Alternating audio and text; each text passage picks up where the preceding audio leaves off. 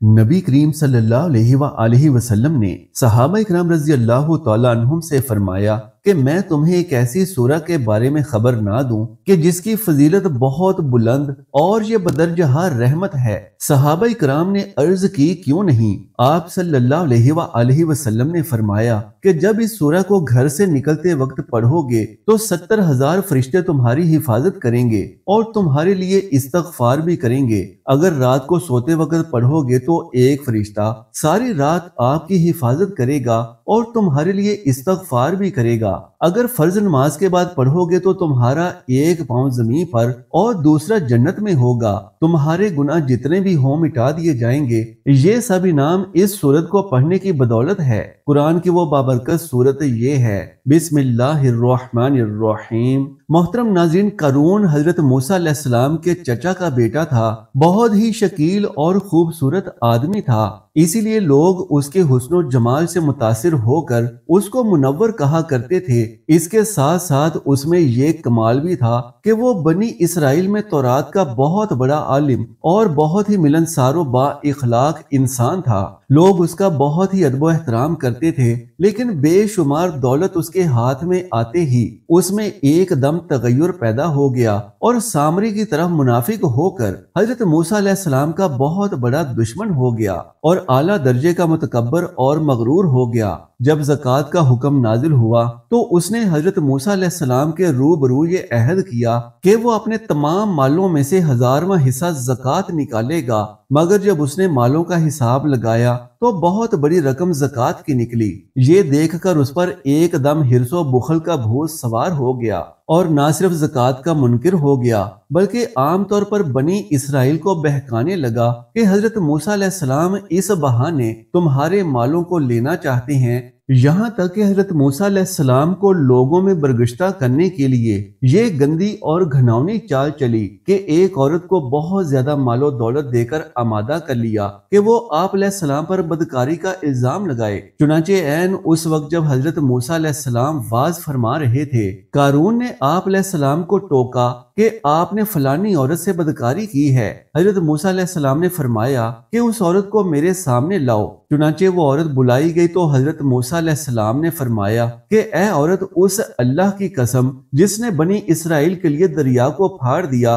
और आफियत और सलामती के साथ दरिया को पार कराकर फिरौन से निजात दी, सच सच कह दे कि वाकया क्या है। हजरत मूसा अलैहिस्सलाम के जलाल से औरत सहम कर कांपने लगी और उसने मजबा आम में साफ साफ कह दिया कि ए अल्लाह के नबी, मुझको कारून ने कसीर दौलत देकर आप पर बहतान लगाने पर आमादा किया है। उस वक्त हजरत मूसा अलैहिस्सलाम आबदीदा होकर सजदा शुक्र में गिर पड़े और सजदे की हालत में आप अलैहिस्सलाम ने ये दुआ मांगी कि या अल्लाह, इस कारून पर अपना कहरो अजाब नाजिल फरमा दे। फिर आप अलैहिस्सलाम ने फरमाया कि जो कारून के साथ हो वो कारून के साथ ठहरा रहे और जो मेरे साथ हो वो कारून से जुदा हो जाए। चुनाचे दो बेटों के सिवा तमाम बनी इसराइल कारून से अलग हो गए तो हजरत मूसा अलैहिस्सलाम ने जमीन को हुक्म दिया कि ए जमीन, तू इसको पकड़ ले। तो कारून एकदम घुटनों तक जमीन में धंस गया। फिर आपने दोबारा जमीन से यही फरमाया तो कारून जमीन में धंस गया। ये देखकर कारून रोने और बिलबिलाने लगा, कराबत और रिश्तेदारी का वास्ता देने लगा, लेकिन आप अलैहिस्सलाम ने कोई इत्तिफात ना फरमाया, यहाँ तक कि वो बिल्कुल जमीन में धंस गया। वो मनहूस आदमी जो कारून के साथ हुए कहने लगे कि हजरत मूसा अलैहिस्सलाम ने कारून को इसलिए धंसा दिया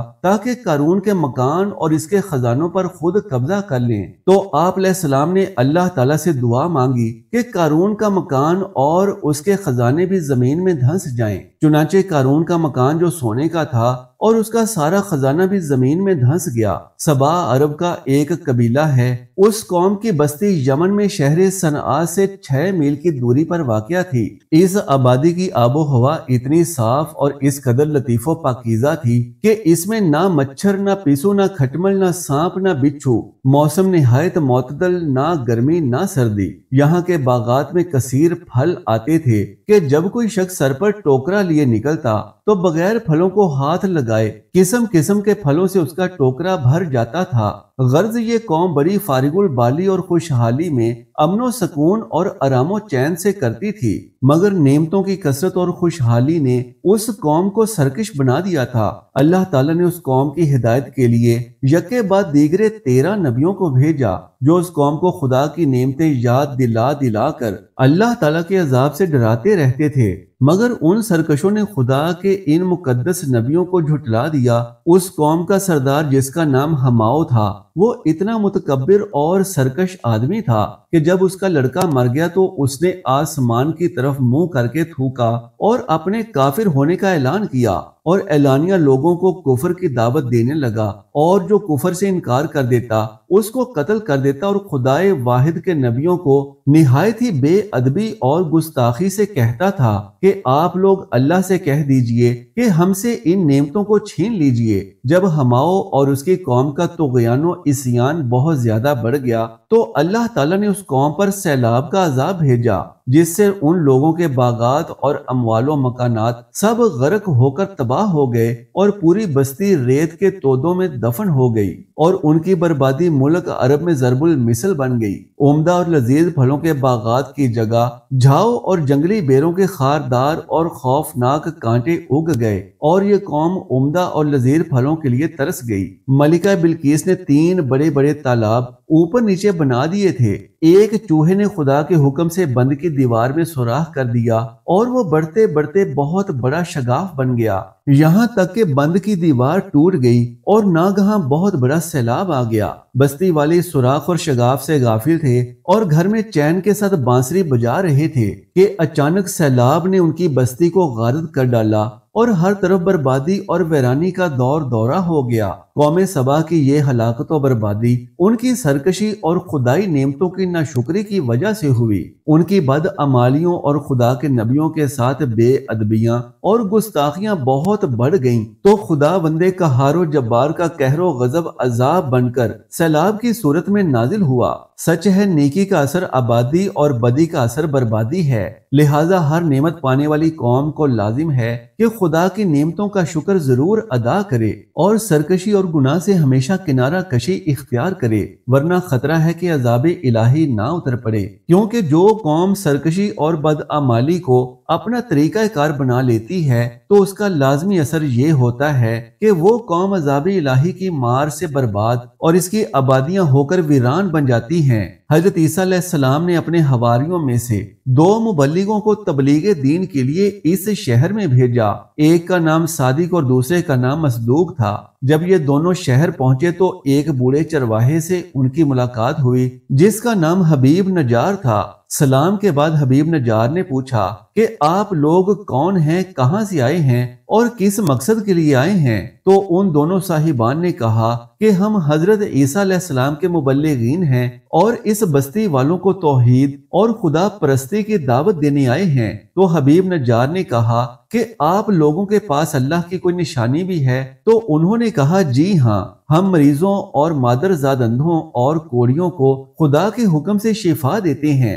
ये उन दोनों की करामत और हजरत ईसा अलैहिस्सलाम का मौजज़ा था कि हबीब नजार ने कहा, मेरा एक लड़का मुद्दतों से बीमार है, क्या आप लोग उसे तंदुरुस्त कर देंगे? उन दोनों ने कहा, जी हाँ, इसको हमारे पास लाओ। चुनाचे उन दोनों ने उस मरीज लड़के पर अपना हाथ फेर दिया और वो फौरन ही तंदुरुस्त होकर खड़ा हो गया।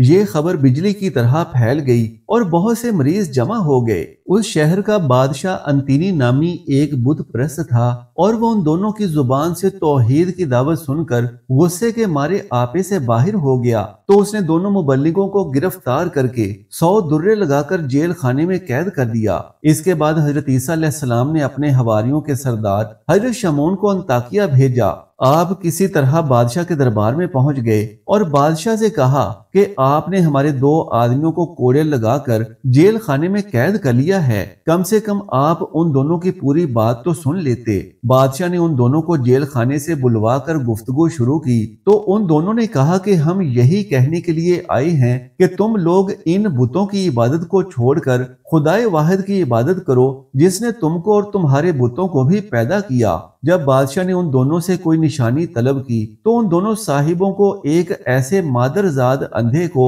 جس کے سر میں آنکھیں تھی ہی نہیں ہاتھ پھیر دیا تو اس کی پیشانی میں آنکھوں کے 2 سوراخ بن گئے۔ پھر ان دونوں صاحبان نے مٹی کے 2 غلولے بنا کر ان سوراخوں میں رکھ کر دعا کر دی تو یہ دونوں غلولے آنکھیں بن کر روشن ہو گئے اور مادرزاد اندھا انکھیارا بن گیا۔ حضرت شمعون نے فرمایا کہ اے بادشاہ، کیا تمہارے بتوں میں بھی یہ قدرت ہے؟ بادشاہ نے کہا کہ نہیں۔ حضرت شمعون نے فرمایا کہ پھر تم اس کی عبادت کیوں نہیں کرتے جو کہ ایسی قدرت والا ہے کہ اندھوں کو آنکھیں عطا فرما دیتا ہے؟ یہ سن کر بادشاہ نے کہا کہ کیا تمہارا خدا مردوں کو زندہ کر سکتا ہے؟ اگر وہ مردوں کو زندہ کر سکتا ہے تو ایک مردے کو زندہ کر دے جو میرے ایک دہقان کا لڑکا ہے اور وہ کئی روز سے مرا پڑا ہے اور میں نے اس کے باپ کے انتظار میں ابھی تک اس کو دفن نہیں کیا ہے۔ بادشاہ ان تینوں صاحبان کو لے کر لڑکے کی لاش کے پاس گیا اور ان تینوں صاحبان نے دعا مانگی تو خدا کے حکم سے وہ مردہ زندہ ہو گیا اور بلند آواز سے کہا کہ میں بت پرست تھا تو میں مرنے کے بعد جہنم کی وادیوں میں داخل کیا گیا، لہٰذا میں تم کو عذاب الہی سے ڈرتے ہوئے اللہ پر ایمان لانے کی دعوت دیتا ہوں اور تم لوگوں کو نصیحت کرتا ہوں کہ خدا کے پیغمبر حضرت عیسیٰ علیہ السلام کا کلمہ پڑھ کر ان کے تینوں مبلغین کی بات مان کر ان لوگوں کے ساتھ اچھا سلوک کرو، کیونکہ یہ تینوں صاحبان حضرت عیسیٰ علیہ السلام کے حواری اور ان کے فرستادہ ہیں۔ مردے کی تقریر سن کر سب کے سب حیران رہ گئے۔ اتنے میں حبیب نجار بھی دوڑتے ہوئے پہنچ گئے اور انہوں نے بھی بادشاہ اور سارے شہر والوں کو مبلغین کی شجاع تصدیق کے لیے پرزور تقریر کر کے آمادہ کر لیا، یہاں تک کہ بادشاہ اور اس کے تمام درباریوں نے بھی ایمان کی دعوت کو قبول کر لیا اور تمام صاحب ایمان ہو گئے، مگر چند منحوس لوگ جو بتوں کی محبت میں عقل و ہوش کھو چکے تھے وہ ایمان نہیں لائے بلکہ حبیب نجار کو قتل کر دیا، تو ان مردودوں پر عذاب آیا اور عذاب انشاء سے ہلاک کر دیے گئے۔ حضرت عیسیٰ علیہ السلام کو آسمان پر اٹھا لیے جانے کے تھوڑے دنوں کے بعد کا واقعہ ہے کہ یمن میں صنعاء شہر سے 2 کوس کی دوری پر ایک باغ تھا جس کا نام زردان تھا۔ اس باغ کا مالک بہت ہی نیک نفیس اور سخی آدمی تھا۔ اس کا دستور یہ تھا کہ پھلوں کو توڑتے وقت وہ فقیروں اور مسکینوں کو بلاتا تھا اور اعلان کر دیتا تھا کہ جو پھل ہوا سے گر پڑیں یا جو ہماری جولی سے الگ جا کر گریں وہ سب تم لے لیا کرو۔ اس طرح اس باغ کا بہت سا پھل فقراء و مساکین کو مل جایا کرتا تھا۔ جب باغ کا مالک مر گیا تو اس کے تینوں بیٹے اس باغ کے مالک ہوئے، مگر یہ تینوں بہت بخیل ہوئے۔ ان لوگوں نے آپس میں طے کر لیا کہ اگر فقیروں اور مسکینوں کو ہم لوگ بلائیں گے تو بہت سے پھل یہ لوگ لے جائیں گے اور ہم لوگوں کے اہل و عیال کی روزی میں تنگی ہو جائے گی۔ چنانچہ ان تینوں بھائیوں نے یہ طے کر لیا کہ سورج نکلنے سے پہلے ہی چل کر ہم باغ کا پھل توڑ لیں گے تاکہ فقراء و مساکین کو خبر ہی نہ ہو۔ چنانچہ ان لوگوں کی بدنیتی کی نحوست نے یہ عمل دکھایا کہ ناگہاں رات ہی میں اللہ تعالیٰ نے باغ میں ایک آگ بھیج دی جس نے پورے باغ کو جلا کر خاک سیاہ کر ڈالا اور ان لوگوں کو اس کی خبر بھی نہ ہوئی۔ یہ لوگ اپنے منصوبہ کے مطابق رات کے آخری حصے میں نہایت خاموشی کے ساتھ روانہ ہو گئے اور رات میں چپکے چپکے سے باتیں کرتے تھے تاکہ فقیروں اور مسکینوں کو خبر نہ مل جائے۔ لیکن یہ لوگ جب باغ کے پاس پہنچے تو وہاں جلے ہوئے درختوں کو دیکھ کر حیران رہ گئے۔ چنانچہ ان میں سے ایک بول پڑا کہ ہم راستہ بھول کر کسی اور جگہ چلے آئے ہیں، مگر ان میں سے ایک بنسبت دوسرے بھائیوں کے کچھ نیک نفیس تھا۔ اس نے کہا ہم راستہ نہیں بھولے بلکہ اللہ تعالیٰ نے ہمیں ان پھلوں سے محروم کر دیا ہے، لہٰذا تم لوگ خدا کی تسبیح پڑھو۔ چنانچہ انہوں نے یہ پڑھنا شروع کر دیا کہ ہمارے رب کے لیے پاکی ہے اور ہم لوگ یقیناً ظالم ہیں کہ ہم نے فقراء و مساکینوں کا حق مار لیا۔ ہمارا رب ہمیں اس سے بہتر کچھ دکھائے، بے شک ہم دھوکے میں ہیں۔ ناظرین، ایک مشہور روایت ہے کہ نبی کریم صلی اللہ علیہ وآلہ وسلم نے صحابہ کرام رضی اللہ تعالی عنہم سے فرمایا کہ کیا میں تمہیں ایک ایسی سورہ کے بارے میں خبر نہ دوں کہ جس کی فضیلت بہت بلند اور بدرجہ رحمت ہے؟ صحابہ کرام نے عرض کی کیوں نہیں؟ آپ صلی اللہ علیہ وآلہ وسلم نے فرمایا کہ جب آیت الکرسی کو گھر سے نکلتے وقت پڑھو گے تو 70,000 فرشتے ہر طرف سے آپ کی حفاظت کریں گے اور تمہارے لیے استغفار بھی کریں گے۔ اگر رات کو سوتے وقت پڑھو گے تو ایک فرشتہ ساری رات تمہاری حفاظت کرے گا اور تمہارے لیے استغفار بھی کرے گا۔ اگر فرض نماز کے بعد پڑھو گے تو تمہارا ایک پاؤں زمین پر اور دوسرا پاؤں جنت میں ہوگا، اور تمہارے گناہ جتنے بھی ہوں مٹا دیے جاتے ہیں، اور یہ سب انعام اس سورت کو پڑھنے کی بدولت ہیں۔ اللہ ہے جس کے سوا کوئی معبود نہیں، وہ آپ زندہ اور اوروں کا قائم رکھنے والا ہے، اسے نہ اونگ آئے نہ نیند، اسی کا ہے جو کچھ آسمانوں میں ہے اور جو کچھ زمین میں۔ وہ کون ہے جو اس کے یہاں سفارش کرے بے اس کے حکم کے، جانتا ہے جو کچھ اس کے آگے ہے اور جو کچھ ان کے پیچھے، اور وہ نہیں پاتے اس کے علم میں سے مگر جتنا وہ چاہے۔ اس کی کرسی میں سمائے ہوئے ہیں آسمان اور زمین، اور اسے بھاری نہیں ان کی نگہبانی، اور وہی ہے بلند بڑائی والا۔ اس آیت کا خلاصہ یہ ہے کہ اللہ تعالیٰ واجب الوجود اور عالم کو ایجاد کرنے اور تدبیر فرمانے والا ہے۔ اسے نہ نیند آتی ہے اور نہ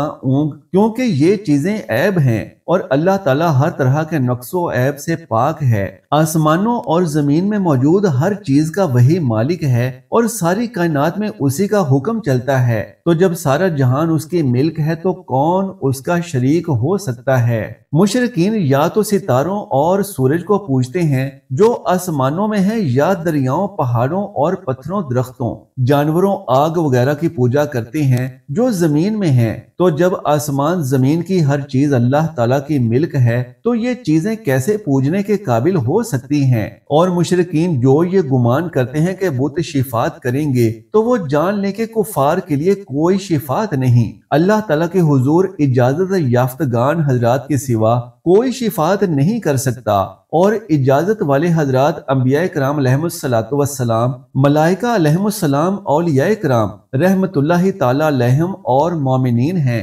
اللہ تعالیٰ ہر چیز کا علم رکھتا ہے، خواہ اس کا تعلق لوگوں سے ما قبل ہو یا ما بعد کا، امور دنیا کا ہو یا امور آخرت کا۔ اللہ تعالیٰ کے علم سے کسی کو کچھ نہیں مل سکتا جب تک وہ نہ چاہے اور وہ عطا نہ فرمائے۔ ذاتی علم اسی کا ہے، اور اس کے دینے سے کسی کو عطائی علم ہو سکتا ہے، جیسے وہ اپنی مشیت سے لوگوں کو اسرار کائنات پر اور انبیاء اور رسل علیہم الصلاۃ والسلام کو عیب پر مطلع فرماتا ہے۔ اللہ تعالیٰ کی عظمت بے نہایت ہے۔ باہوالا خازن البقرہ تحت الآیت۔ اللہ سبحانہ و تعالیٰ سے دعا ہے کہ نیکی کی بات کو سننے، سمجھنے اور اس پر عمل کرنے کی طاقت و توفیق مرحمت فرمائے، میرا سنانا اور آپ کا سننا قبول و منظور فرمائے، آمین یا رب العالمین۔ محترم ناظرین، درخواست ہے کہ میری آج کی اس معلوماتی ویڈیو کو لائک اور شیئر کر دیجئے، اور میرے اسلامی و اصلاحی چینل کو سبسکرائب کر لیجئے۔ جزاک اللہ خیرن کثیرا۔